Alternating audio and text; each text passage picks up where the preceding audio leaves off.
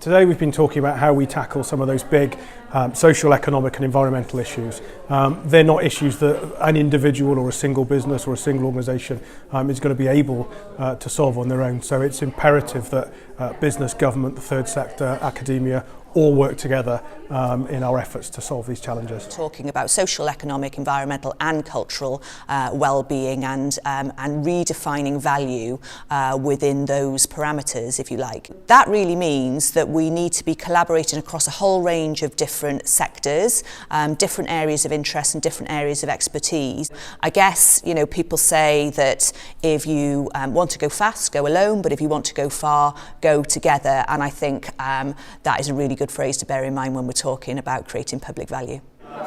Well, from my perspective, working with the bleeding edge of new technologies and creative practice, and reflecting on the fact that many small businesses, for example, don't have access to research and development opportunities, it's absolutely imperative that they work together with public sector organisations, for example universities, as well as other organisations, in order to help them develop and continue to remain sustainable. If you think of public value, you tend to think that it's the government that needs to create it, or perhaps social organisations. And it reminds me an app that students at my university had created that allow anyone in the society to make available their electricity for car drivers to plug their cars. So in the intention of creating some profits perhaps for individuals, they are creating public value for many, and eventually making the use of electric cars